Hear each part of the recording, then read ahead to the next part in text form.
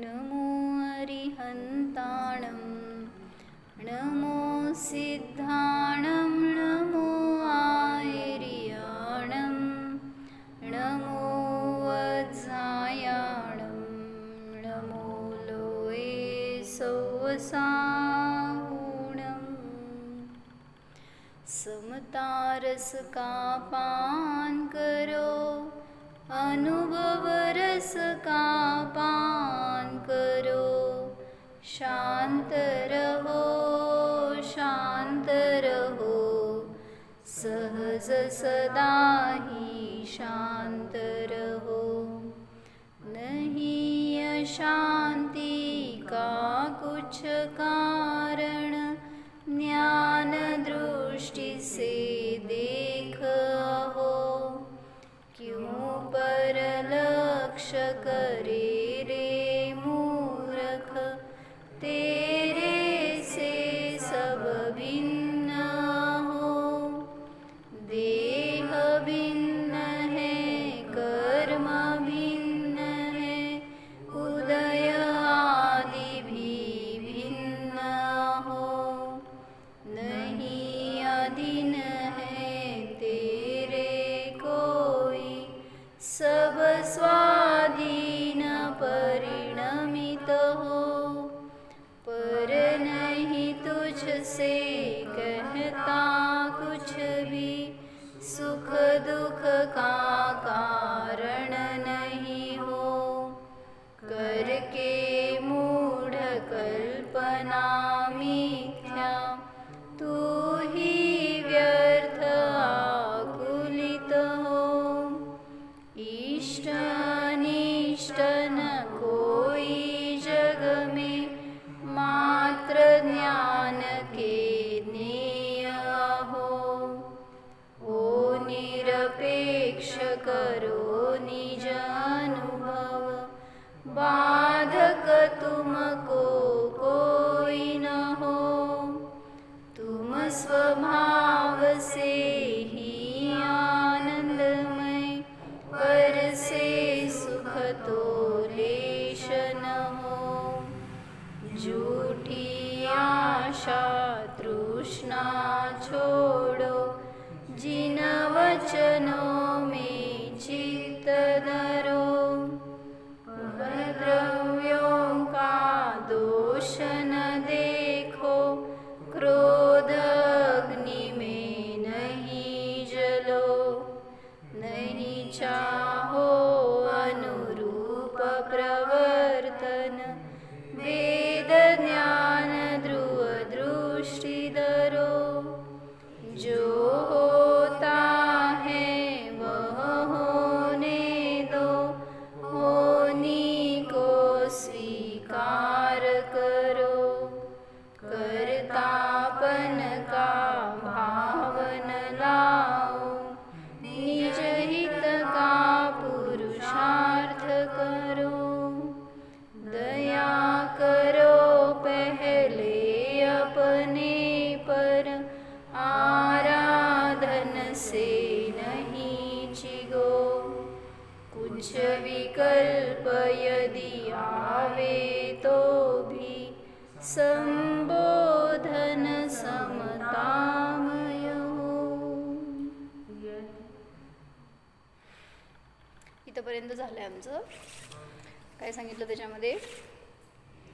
दया करो पहले अपने पर आराधन से नहीं चिगो म्हणजे काय? दया कोणाची कोणावर कोण करणार कशी करायची हां म्हणजे सगळ्यात पहिल्यांदा सांगितलं आत्म्याला जाणणं हीच खरी दया आहे. बाहेर आपण आजपर्यंत सगळ्यांवर दया केली आहे अनादीपासून पण ती दया आपल्याला तारू शकत नाही ना त्याचं भलं करू शकत नाही. कोणाकोणाची दया केली पोरींची दया केली नवऱ्याची दया केली अजून नातवांची करायलोय आता बसून किती दया करणार. दया करो पहले अपने पर मी माझ्यावर दया करायची म्हणजे पहिल्यांदा स्वतःला आत्मा आहे हे जाणार तर बहिरंगामध्ये कोणाला दया करायचे पण विकल्प राहणार नाहीत. भगवान कोणावर दया करतात? करतात का नाही करत? त्यांचा उपयोग स्वतःमध्ये लावतात, म्हणजे सर्व जीवमात्रांचं कल्याण करतायत की. परम करुणादायी म्हणले म्हणून तर त्यांना म्हणजे करतात. ॲक्च्युली होतंय त्यांच्याकडून करतात, म्हणजे ते काय पर्पजफुली इंटेन्शनली असं करत नाही आहेत, पण जे काय ते स्वतःमध्ये परिणमन करतायत त्याच्या निमित्तात सगळ्यांवर दया होऊन जाते. जसं सांगितलं ना समूहशरणामध्ये, जे काय इतर सगळ्या जीवांना पंचेंद्रियांना वगैरे दिलं ना बोध, डोक्यावर घ्या, की पंचेंद्रिय जीवांना सांगितलं तुमच्या कल्याणाचा मार्ग काय, सम्यक दर्शनाची प्राप्ती करा वगैरे, हे सगळं सांगितलं बोध. मग पंचेंद्रिय जीवांचं तर कल्याण झालं, मग बाकीच्या सगळ्या जीवांना कुठं उपदेश दिलाय? समूहशरणामध्ये ते सगळे जीव जात नाहीत. एकेंद्रिय, द्विंद्रिय, त्रिंद्रिय, चतुरिंद्रिय, संज्ञी पंचेंद्रिय, नारकी, इवन अनेक तिर्यांचे जे असे आहेत की ज्यांना समूहशरण माहीत नाही, येत नाहीत, मग त्यांचं कसं कल्याण? तुम्ही म्हणता सगळ्या जीवांच्या कल्याण रूप आहे तो उपदेश, मग त्यांचं कसं कल्याण झालं? त्या जीवांना पण उपयोगी व्हायला पाहिजे तो उपदेश, म्हणजे होतो. मग कसं होतो? त्यांचा उपयोग म्हणजे विविधाने करते ना, ते आपल्यापर्यंत ऐकू येत नाही. नाही नाही नाही नाही तसं म्हणायचं नाही मला. मला म्हणायचं दया केली त्यांनी, तुमच्यावरच केली, मग पार्शलिटी झाली का नाही हो? बाकीच्या जीवांवर कुठं दया केली? प्राणी मात्रांचं कल्याण होईल त्यांचे भाव ना. पण ती जे भव्य जीव आहेत त्यांनाच होणार नाही, अभव्य आहेत ते काय? मग अभव्य जीवांचं सगळ्यांचं अकल्याण हो असं झालं का मग त्यात अर्थ? नाही. जी जिनवाणी लिहिली त्यातून आपण शरणाई योगातून सांगतो की आपल्याला एकेंद्रिय. थांबे सोनल, एक मिनिट थांब. सोनल थांब. काय म्हणतो भैया? भव्य जीव आहेत त्यांना नाही, जे उपदेश देतात ना भगवान, त्याच्या निमित्त तुम्हीच ऐकायला आलाय तुमचं कल्याण. जे नाही ऐकायला आले त्यांचं कुठं काय कल्याण आहे? मग सगळ्या जीवांचं कल्याण हो अशी त्यांची वाणी आहे तुम्ही म्हणता, मग कुठं सगळ्या जीवांचं कल्याण झालं? स्थावर जीव कुठं जात आहेत तिथं? पशु पक्षी ठीक आहे, पंचेंद्रिय जातील, बाकी अन्य जे असतील त्यांचं कल्याण कसं? तर सांगितलं तुम्हाला उपदेश दिला भगवंतांनी की तुम्ही जीव रक्षा करा, ह्याच्यामध्येच त्यांचं कल्याण आहे. म्हणजे एकेंद्रियांना तुम्ही पाणी गाळून वापरा, किंवा काय त्या झाडांना वगैरे तोडू नका, अग्नीचं विनाकारण लाईट तुम्ही चालू बंद करणार, हिंसा करू नका, हा उपदेश दिला म्हणजेच त्यांचं कल्याण झालं त्याच्यामध्ये. जरी ते नाही येत आहेत समूहशरणामध्ये तरी सुद्धा इनडायरेक्टली त्यांची पण दया, ॲक्च्युली सगळ्या जीवांना जीव पाहतायत ते, न एकेंद्रिय द्विंद्रिय पाहतायत, न तुम्ही संज्ञी भव्य असं काही भेद नाही आहे त्यांच्या ज्ञानात, ते तर सगळ्यांना जीव म्हणून पाहतायत.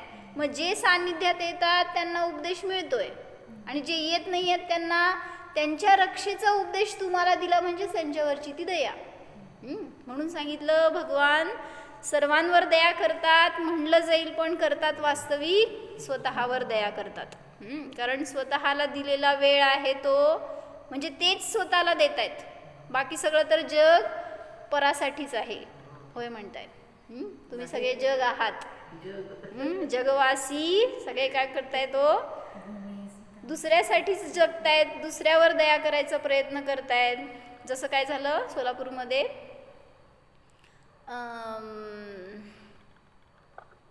कुठला तरी दिवस होता, असंच ऑकेजन माहीत नाही काय होतं, बहुतेक असं इंडिपेंडन्स डे समथिंग काहीतरी होतं का, हे होतं रिपब्लिकन डे कुठलं तरी. तर त्यावेळेस झालं काय होतं की कत्तलखाने असतात ना, तर तिथं इल्लिगली त्यांनी कितीतरी पशूंना नेऊन ठेवलं होतं. असं काय म्हणतात ते, गाई किंवा बकरी किंवा रस्त्यावरचे गाढव वगैरे असं जे असतील ते इल्लिगली त्यांनी नेऊन तिथं ठेवलं होतं. आणि ही न्यूज कळाली होती, आपल्यापैकी एक प्राणी मित्र आहेत तिथं त्यांना. मग त्यांनी खूप दिवस झालं ते मागोवा घेत होते, जरासं सर्च लपून छपून चालला होता, आणि त्यांना सगळं कळालं की असं आहे, हे सगळं इल्लिगल आहे. तर त्यांनी स्वतः आपल्यावर जबाबदारी घेतली आणि ते एकटे गेले का काय, त्यांची टीम अशी गेली तिथं, आणि त्यांनी त्या सगळ्या प्राण्यांना त्या दिवशी सोडवलं. म्हणजे काय म्हणायचं आहे, कुठला ते डे होता ना त्या दिवशी, तर त्या दिवशी त्यांना सोडवून आणलं. मग आम्ही काय म्हटलं, किती दयाळू आहेत ते. काय म्हणता, प्राणीमित्र म्हणजे प्राण्यांवर दया करणारे, त्यांच्यावर त्यांचं सगळं करणारे, ॲनिमल वेलफेअरवाले वगैरे म्हणता ना तुम्ही, तशा टाईपमध्ये. त्यांनी कोणावर दया केली हो? सगळे सुखरूप बाहेर पडले बरं का, नाहीतर ते जसेच्या तसे जिवंत मशीनमध्ये जाणार होते, किंवा तसेच्या तसे त्यांनी एक्सपोर्ट करणार होते, म्हणजे ते मरणारच होते शेवटी त्यातनं. पण हे सगळं इलिगल आहे हे कळाल्यावर त्यांनी त्यांना त्याच्यातून सोडवलं. कोणी कोणावर दया केली केली म्हणा की, तुम्हाला काय जात आहे. म्हणजे दिसतंय स्वतःवरच दया केली, त्यांचे भाव परिणाम. म्हणजे दिसतंय इथं की त्यांनी त्यांच्यावर दया केली, पण म्हटलं ना आपण आपल्या परिणामांच्या शांतीसाठी सगळं करतो. ज्याला कोणाला सोडवलं ना, जसं ते अब्राहम लिंकनचं सांगतात ना स्टोरी, काय झालं होतं, तो चालला होता कोर्टला आणि रस्त्यामध्ये काय दिसलं, गाढव का काय डुक्कर त्या चिखलात अडकलंय आणि त्याला वर येता येत नाही आहे. म्हटल्यावर त्यांनी वकील न्यायाधीश होते आणि चालले होते कोर्टमध्ये, तर ते दिसल्यावर त्यांनी काय केलं, गाडी थांबवली, पण ड्रायव्हरला सांगायचं होतं ना जाऊन काढ म्हणून. ते स्वतः उतरले आणि त्यांनी चिखलातनं त्या प्राण्याला बाहेर काढलं. त्याच्यामध्ये त्यांचं सगळं अंग चिखलानी माखलं होतं, सगळे कपडे घाण झाले होते, पण टाईम नव्हता म्हटल्यावर तसेच गेले ते कोर्टमध्ये. आणि जाऊन उभारल्यावर सगळे बघतायत आज, म्हणजे असं का ह्यांचा हाल, रोज तर एकदम टाईटमध्ये येणारे आज असे कावर गंदा हालतमध्ये येत आहेत म्हटल्यावर मग त्या ड्रायव्हरनी सांगितलं काय की यांनी असं असं उतरून सगळं त्या प्राण्याला मदत केली. मग सगळ्यांनी दोष कोणाला दिला? ड्रायव्हरला. म्हटले तू का नाही गेला, त्यांना का करायला लावलं ते काम. त्यावेळेस त्यांनी स्वतःहून सांगितलं की त्याचा काही दोष नाही आहे, मी का काम केलं ते मला माझे परिणाम शांत करायसाठी मी केलं. नाहीतर आपण काय करतो, म्हणजे आपण दुसऱ्यानी करावं, करेल किंवा केलं त्यांनी तर आपलं समाधान. म्हणजे तुम्हाला शांती कशात हो आणि त्याला शांती कशात होती? दिसतंय काहीतरी कोणी मरतंय तडफडतंय तर त्याचं वेदना दूर करायचे आपल्याला भाव झाले तर ते आपलं दुःख आहे, त्या दुःखाचा नाश आपण करायसाठी जातोय. म्हणून दुसऱ्यावर दया करत नाहीये, पहिल्यांदा आपल्या परिणामांमध्ये ती आलं ना भाव, तो ते दुःख आलं त्याला शांत करणं ही स्वतःच्या वर केलेली दया. आपण वास्तविक दया म्हणजे स्वतःला आत्मा जाणणं, जीव जाणणं, सगळ्यापासून भिन्न करता जाणणं, हे सगळे विकल्प सुद्धा मी करणारा नाही आहे ह्याची जाणीव करणं, ही खरी दया आहे. असंच एक प्रसंग झाला काय की एक गाईचं पिल्लू होतं आणि ते तडफडत होतं. म्हटल्यावर आमच्या शेजारी एक जण राहत होते आणि त्यांना माहिती आहे की मी असं कुठल्या तरी एका कुत्र्याला संलेखना दिलेली त्यांनी बघितली होती बरं का रस्त्यावर. असं आपण उपदेश देतो ना, ते तडफडत होतं म्हटल्यावर. तर त्यांना ते दिसलं, नवीन सुनबाई होते घरामध्ये आणि त्यांना माहिती आहे की मी असं काहीतरी सांगितलेलं.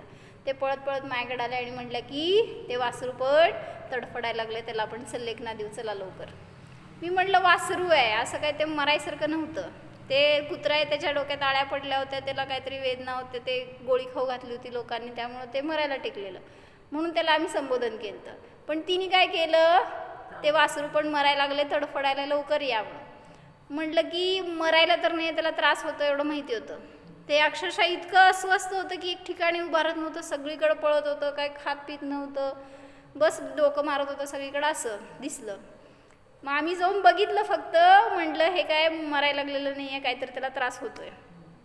मग आम्ही केलं फोन त्या प्राणीमित्रांना आणि ते आले आणि त्यांनी बघितलं. त्यांनी काय सांगितलं, म्हटले त्यांनी प्लॅस्टिक गिळलंय त्या वासरूनी आणि त्याला काय करणार ना, ते किती हेल्पलेस असतात बघ ना जनावरांचं. आपलं दुःख आपल्याला किती महान वाटतंय, पण त्या जीवांचं दुःख कसलं आहे हो, न ते एक्सप्लेन करू शकतात, न स्वतःची मदत करू शकतात. पायात काटा टोचला तर कसं काढणार हो? सिंहाच्या पायात काटा टोचला, सांग काय कसं काढणार? सिंहासारखा शूरवीर पराक्रमी काटा कसा काढायचा? किती हेल्पलेस. म्हणजे म्हणायचे त्या पशूंना आपलं स्वतःचं दुःख दूर करायचं साधन नाही आहे.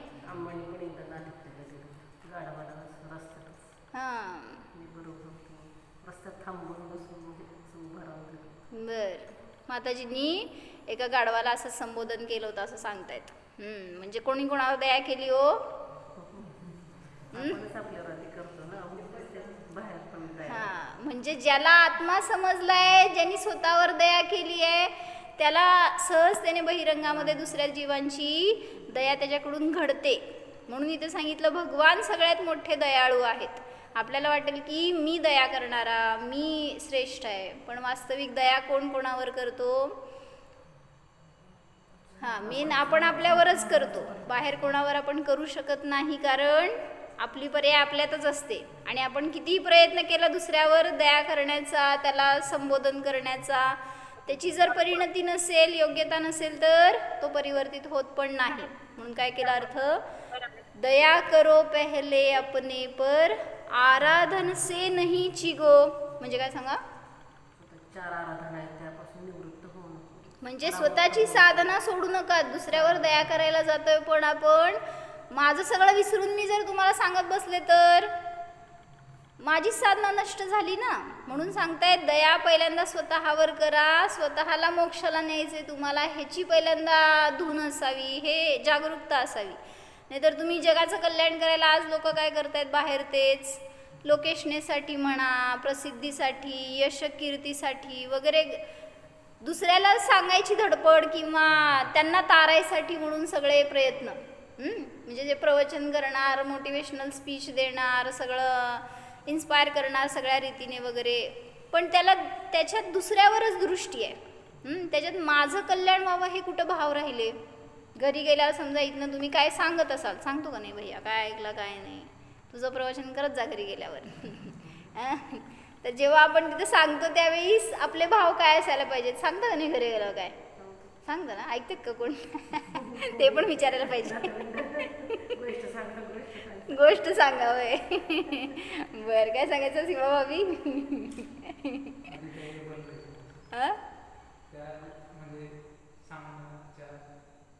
अरे 2 शब्द सांगणं सुद्धा आपल्याकडनं जिनवाणीचं दान आहे, ज्ञानदान आहे ते.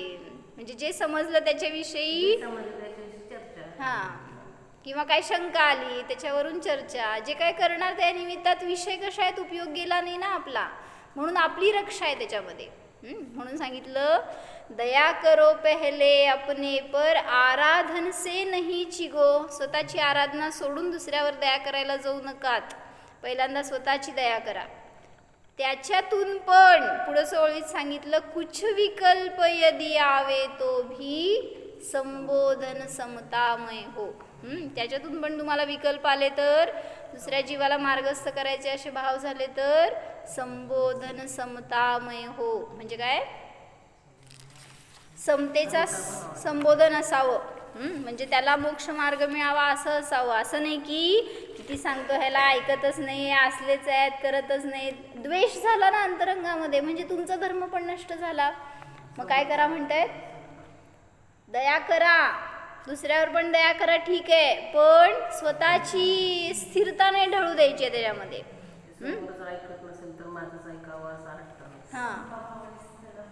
सांगायला पाहिजे. म्हणजे मी तुम्हाला कसं सांगते,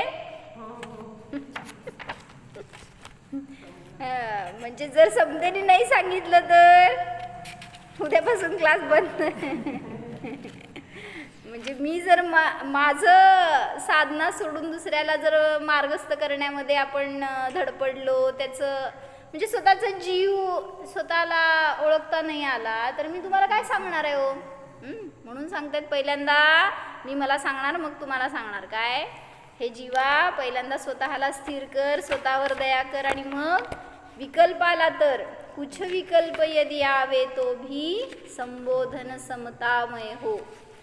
तर असंच एक संबोधन एका सेठजींनी केलं. त्याची एक छान गोष्ट आहे याच्यामध्ये. दृढ सूर्य माहित आहे? दृढ सूर्य चोराची कथा आहे. चोर आहे तो, शेवटी त्याचं कार्य काय? चोरी करणं. मग त्याच्यावर कोणीतरी दया केली आणि त्याच्यातून कसा उद्धार झाला याच्यासाठी सांगितलंय. उज्जैनी नगरी में राजा धनपाल राज्य करता था. उसकी पत्नी का नाम धनमती था. कोण? धनपाल आणि धनमती. किसी दिन वसंत सेना वेश्या ने वसंतोत्सव के अवसर पर उस रानी के दिव्य हार को देखकर यह विचार किया कि इसके बिना जीना व्यर्थ है। वेश्येनी काय बघितलं, राणीच्या गळ्यातला हार बघितला आणि तो पाहिजेच अशा भावनेने ती बसली। इस प्रकार से दुखी होकर वह घर वापस पहुंची और शैया के ऊपर पड़ गई। रात्रि में जब दृढ़ सूर्य चोर उसके पास आया तब उसने उसे खिन्न देखकर पूछा कि हे प्रिय, तुम क्या मेरे ऊपर रुष्ट हो गई हो? तब उसने कहा कि मैं तुम्हारे ऊपर रुष्ट नहीं हुई हूँ, किंतु मैं रानी के दिव्य हार को देखकर उसकी प्राप्ति के लिए व्याकुल हो उठी हूँ। कोण कोणाला सांगताय? ती वेश्या त्या दृढ़ सूर्य चोराला सांगतीये, यदि तुम उस हार को लाकर मुझे देते हो तो मैं जीवित रह सकती हूँ, अन्यथा नहीं। कशात मानलं प्राण? म्हणजे काय, मिळाली वस्तू तर माझं जीवन, अन्यथा नाही। यह सुनकर दृढ़ सूर्य उसे आश्वासन देकर उस हार को चुराने के लिए गया। कोण विवेकी, कोण अविवेकी? ते नाही, मी आपलं सांगतेय। आपण काय करतोय, आपल्याला पण एखादी वस्तू पाहिजे तर असंच त्याच्या मागं कुठं जाईल। ती सीतेला काय पाहिजे होतं, कुठं गेले राम पळत, सोनेरी हरिण म्हणतात ना ते, तर त्याच्या मागं म्हणजे मला पाहिजे, वेश्यानीच मागितलं का? असं लय कथांमध्ये, लय गोष्टींमध्ये लय लोकांनी मागितलं आणि त्याच्या मागं आपण पळालो। आपण पण काय काय मागितलं, या शरीराने मला सुख द्यावं, या संयोगाने मला सुख द्यावं। कोण देणार आहे? सांगा बघू, बाहेरचं संयोग सुखाचं कारण नाही असं कुठं सांगितलं म्हणा?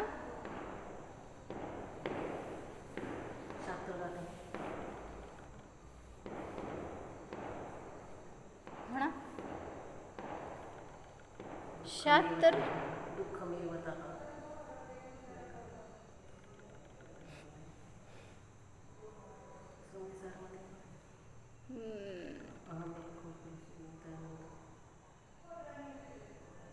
नाही,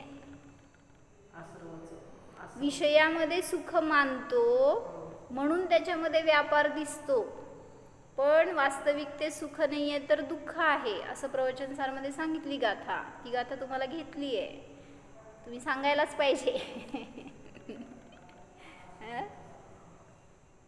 कुठली गाथा? घे भयत प्रवचन सारे।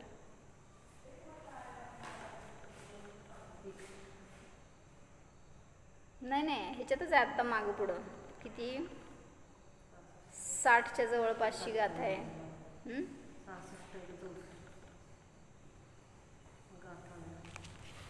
ठेवायच्यावर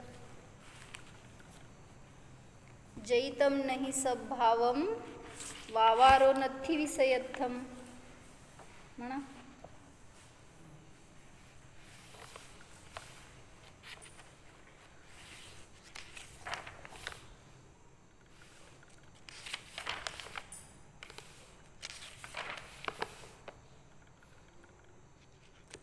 हे घेतलं पहिला काय, मणुआ 63 नंबरची गाथा आहे।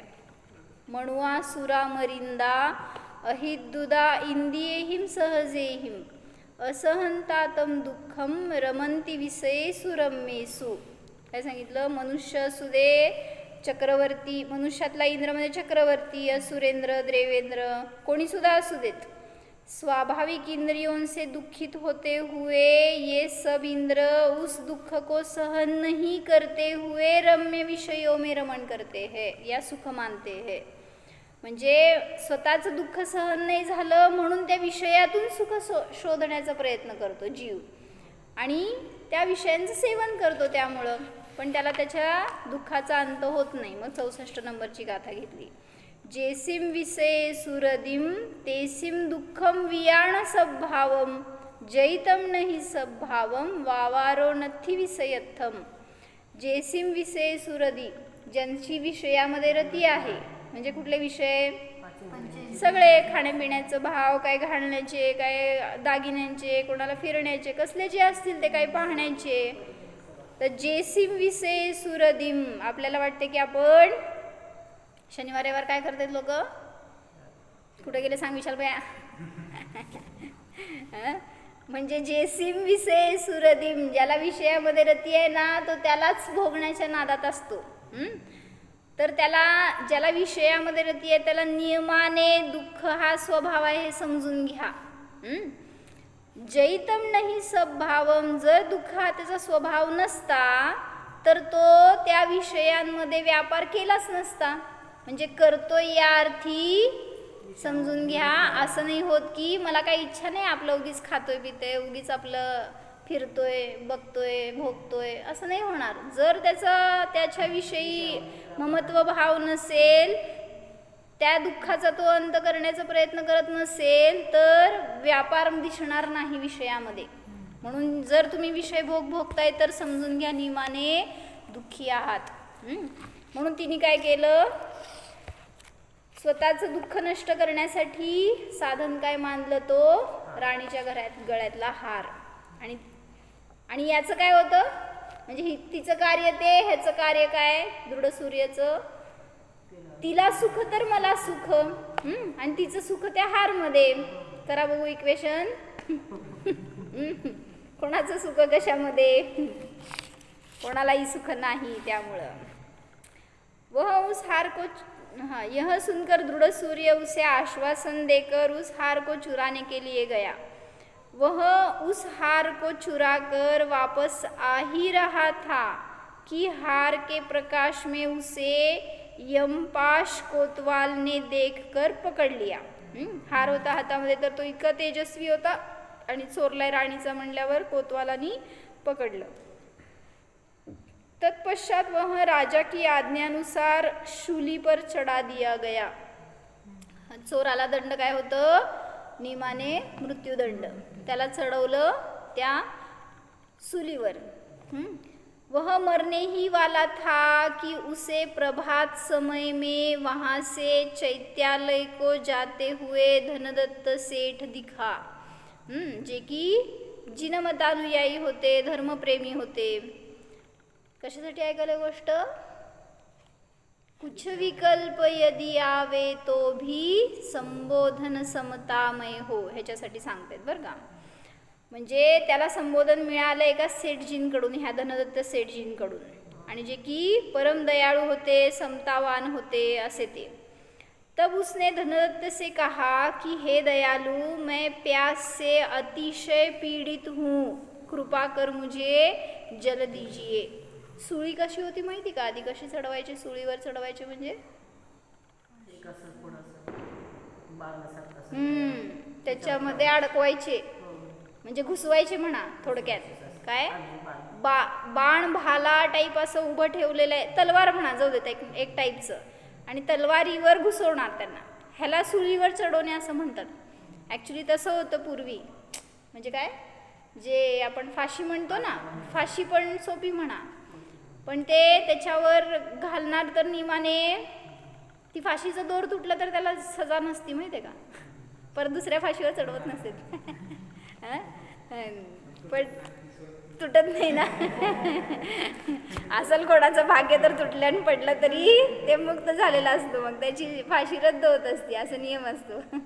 पण सुलीवर चढवलेल्याला, आता त्याला सुलीवर चढवलं होतं पण अजून प्राण गेले नव्हते, तडफडत होता तो. आणि त्याच वेळी तिथून चाललेले सेठजी त्यांना हे दुःख बघवलं नाही. त्याला दया आली त्याच्यावर. मग ते त्याच्या जवळ आले तर तो काय म्हणाला, चोर, हे दयालु, मैं प्यास से अतिशय पीड़ित हूँ, कृपा कर मुझे जल दीजिए. उसकी उस मरणासन्न अवस्था को देखकर सेठ ने उसके हित की इच्छा से कहा. आता त्याच्यावर दया आली ना त्याला, त्यासाठी सांगतायत, मेरे गुरु ने मुझे 12 वर्षों में आज ही एक महामंत्र दिया है. 12 वर्ष मी त्यांची सेवा केली, त्यांच्याजवळ राहिलो तर मला एक मंत्र दिलाय त्यांनी. यदि मैं जल लेने के लिए जाता हूँ तो उसे भूल जाऊंगा. मला नाही लक्षात राहणार तर तू काय कर, कारकुनचं काम तोपर्यंत मला करायचं आहे पाठ ते तू कर. हाँ, यदि तुम मेरे वापस आने तक उसका उच्चारण करते रहो तब मुझे कह दो तो मैं जल लेने के लिए जाता हूँ. काय तू पाठ कर आणि मला सांग, रिमाइंड कर, तर मी तुझं काम करतो, तू माझं काम कर. दया करो पहले अपने पर, आराधन से नहीं चिगो. सगळं काम करा पण मंत्र सोडू नका, असं त्याला म्हणायचं होतं. तसं स्वतःची दया सोडू नका.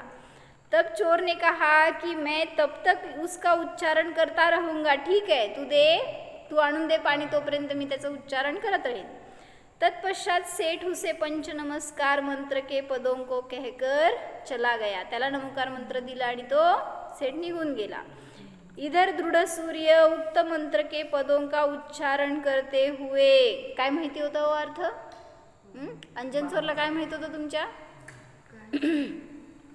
पण काय झालं, फक्त एवढं सांगितलं की 12 वर्ष सेवेचं फळ म्हणून मला आज हा मंत्र मिळालाय. मग त्याची महिमा आहे काहीतरी हे त्याला समजलं होतं आणि तो तेवढ्या विचाराने तेवढ्या आदराने त्याचं उच्चारण करत होता. एक पाठी असेल, असं एकदाच नमोकार मंत्र सांगितला निघून गेला आणि ह्याला पाठ झाला, असं काही दिलं नव्हतं तुमच्या सगळं चिटोरी समोर म्हणून बघून. तत्पश्चात सेठ उसे पंच नमस्कार मंत्र के पदों को कहकर चला गया. इधर दृढ़ सूर्य उक्त मंत्र के पदों का उच्चारण करते हुए मरण को प्राप्त होकर सौधर्म स्वर्ग में देव हुआ. चोरी करणारा कुठे गेला हो? चोरीचं फळ. म्हणजे चोरी केली दिसतंय पण चोरीचं फळ नव्हतं ते. त्या मंत्राचं उच्चारण, त्या मंत्राचं काय म्हणायचं भाववासना असेल एक काय, फक्त उपयोग बदलला ना, विषयाकडून उपयोग किंवा आकुलतेकडून उपयोग दुसरीकडे गेला ना. काय म्हणायचं, त्या सेठजीने पर्पजफुली केलं नव्हतं पण दया कशी काय झाली सहजतेने. मी आराधनेपासून च्युत नाही झालो, तोच मंत्र मी तुम्हाला दिला तर तुमचं कल्याण त्यात होणार आहे हे सांगायचंय. त्या सेठजींनी स्वतःचं कल्याण करण्यासाठी तो मंत्र घेतला आणि त्यांनी त्याचं स्मरण करत होते. पण काय म्हणायचं, म्हणून त्या सत्संगतीमध्ये राहिलो ना, लागण लागते आपल्याला तशी. काय होत आहे, म्हणजे उपयोग बदलला तर चांगल्या शुभ भावामध्ये प्राण गेला, त्याच्या निमित्तामध्ये तो सौधर्म स्वर्गामध्ये देव झाला. म्हणून ज्याच्या सहवासात जातो तसे परिणाम होतात. दारुड्याच्या सहवासात जेव्हा काय मिळणार आहेत, ते शब्द मिळणार. सत्संगतीमध्ये राहावा, कसले शब्द मिळणार? मौनच आहेत म्हणा की आम्हा. ते सुद्धा संस्कार पाहिजेत बरं का. मौन राहायचे पण आपल्याला कुठं संस्कार असतात. किती वेळ घरात मौन पाळतो बया. म्हण की जेव्हा काम करतो तेव्हा मौनच असते. तर पर्पजफुली मौन घेत नाही आपण. बोलण्याचं कष्ट जास्त असते का मौनाचं कष्ट जास्त असते?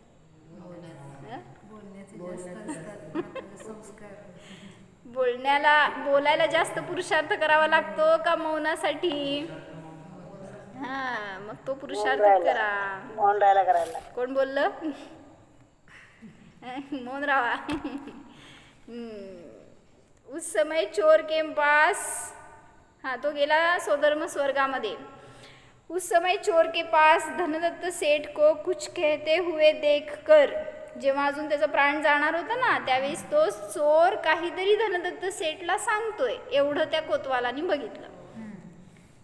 चोर के पास धनदत्त सेठ को कुछ कहते हुए देखकर गुप्तचरों ने राजा से निवेदन किया कि हे देव, धनदत्त सेठ चोर के पास जाकर कुछ मंत्रणा कर रहा था. म्हणजे तो त्याचा साथी आहे, तो त्याला काहीतरी सांगत होता, असं काहीतरी त्यांनी जाऊन सांगितलं. शक आहे त्याच्यावर. यह समाचार पाकर राजा को संदेह हुआ कि सेठ के घर में दृढ़ सूर्य के द्वारा चुराया हुआ द्रव्य विद्यमान है. म्हणून काय म्हणायचं, त्यागीनी गृहस्थाच्या संगतीत जायचं नाही पण गृहस्थांनी त्यागीच्या संगतीत जायचं. आता कसं मेळ बसायचं कळलं का मी काय म्हणले? गृहस्थाच्या संगतीत जायचं नाही पण गृहस्थांनी त्यागीच्या संगतीत राहायचं. मग कसं राहायचं आता? तुम्ही त्यांच्या मागं पळायचं, ते पुढं पळायचे. कसं मेळ बसायचं? अर्थ काढायचा त्यातून. अर्थ काय? त्यागीनी जवळ ग्रस्त येऊन राहिले तर चालते. आणि उलट सांगायला लागलंय म्हणजे गृहस्थानी त्यागीच्या संगतीत राहायला पाहिजे, पण त्यागींनी गृहस्थीला ज्ञानात घ्यायचं नाही. म्हणजे ज्ञान संघात भाव संघ म्हणतो ना, भाव परिग्रह म्हणतो ना, त्या रूपाने त्यांना ग्रहण करायचं नाही. म्हणजे म्हणून अलिप्त राहतात त्यागी. चातुर्मास झाल्यावर विहार करतात तेव्हा ममत्व नाही यायला पाहिजे त्यांच्याविषयी. म्हणून म्हटलं की नाहीतर मग ते जंगलात राहणार, तुम्ही जंगलात गेला की ते तिसरीकडे जाणार, कुठं मेळ बसायचा. म्हणून म्हटलं काय, संग में रहो पर संघ में रहो पर संग में मत रहो. काय सांग, सगळे एकच म्हणालेस की काय कळ?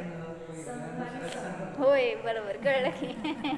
लिहा की चांगलं वाक्य काय तर लिहावं की आपल्याकडं. हा काय म्हणले हो, कोणाच्या संघात राहायचं, कोणाच्या संघात नाही राहायचं.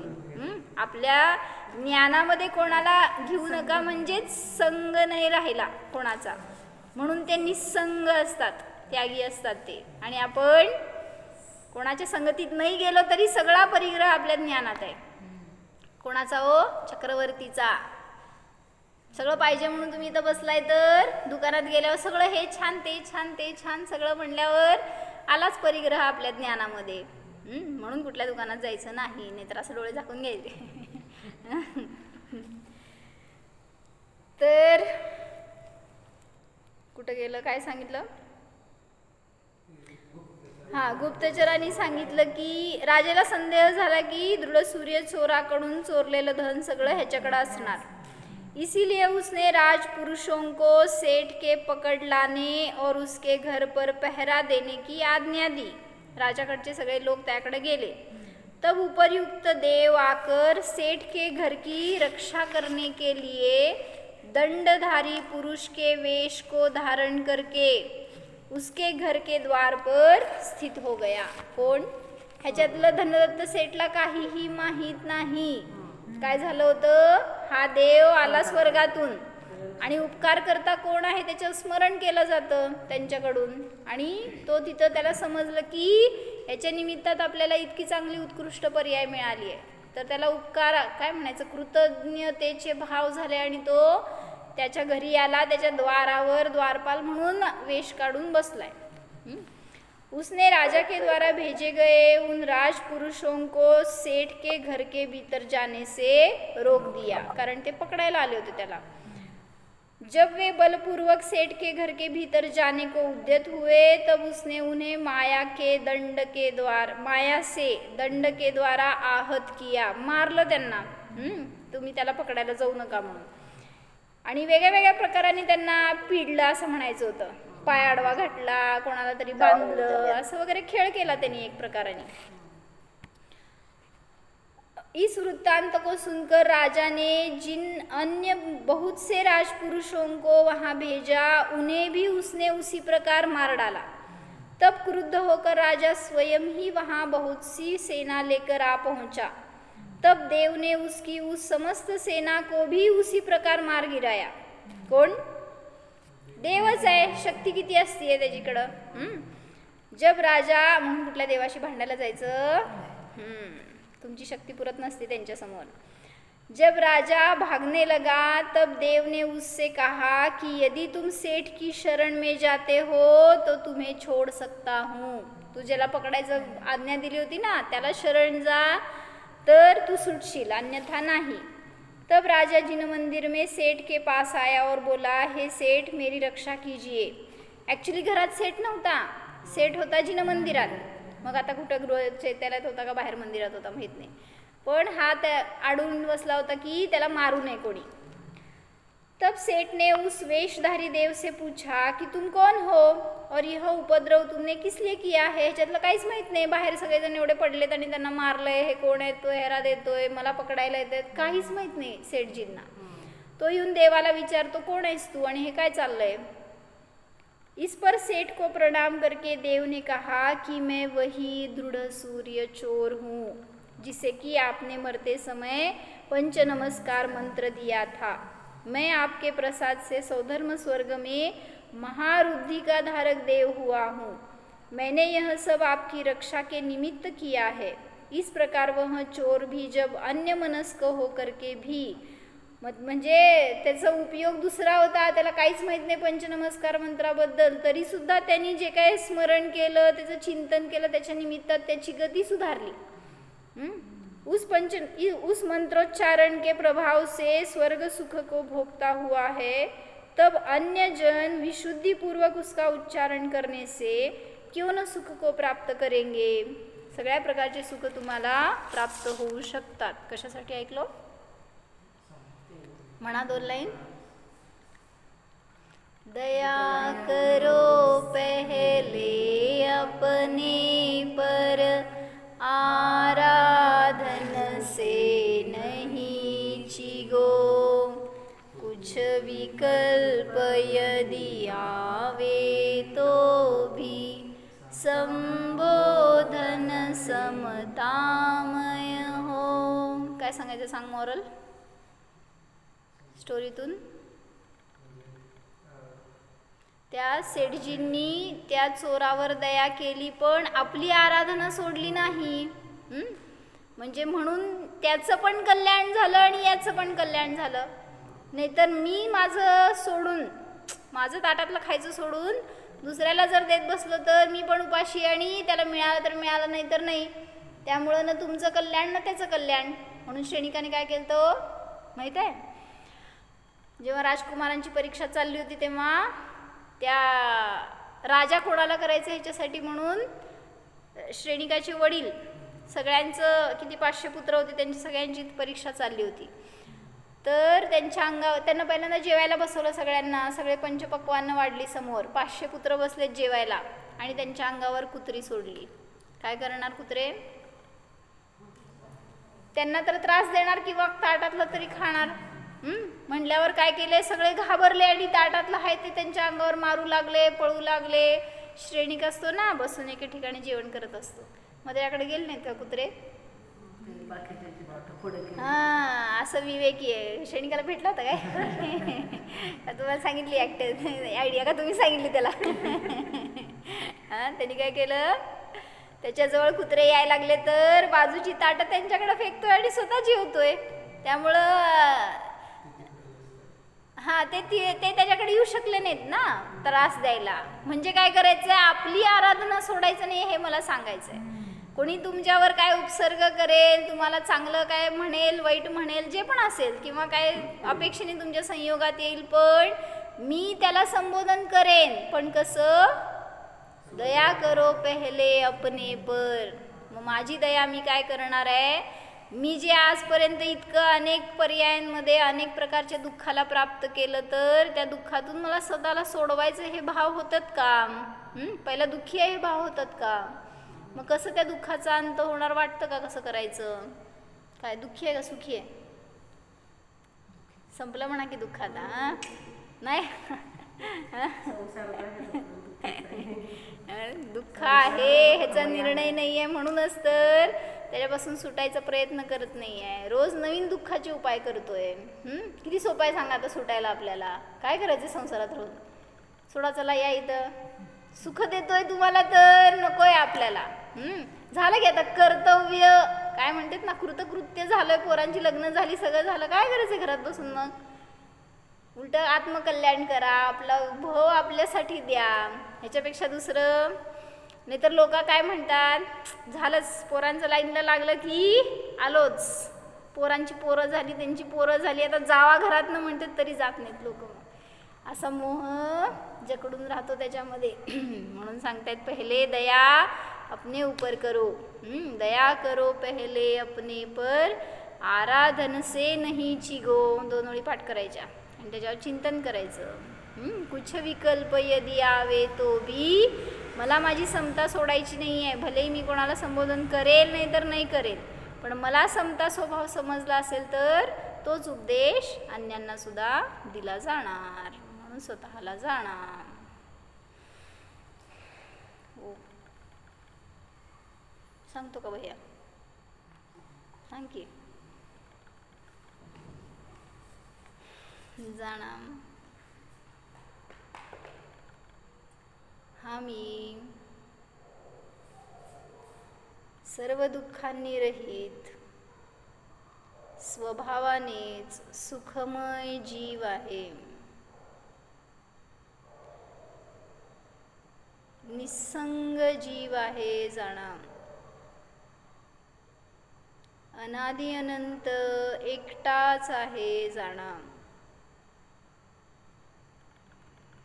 पहा, या जीवाला परद्रव्याची किंचितही अपेक्षा नाहीच.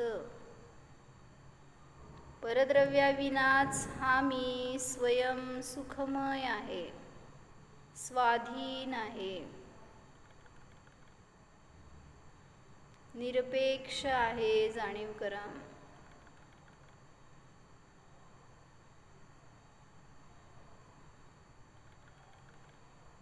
मी आत्माच आहे,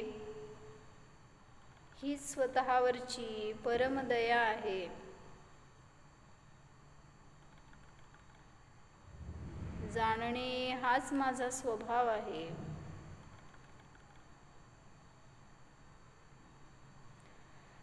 निर्विकल्प स्वरूपोऽहम्, समता स्वरूपोऽहम्,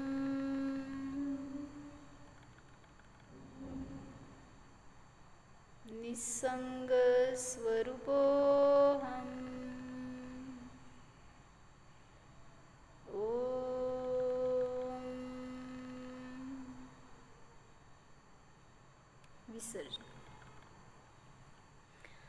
नमो हरि.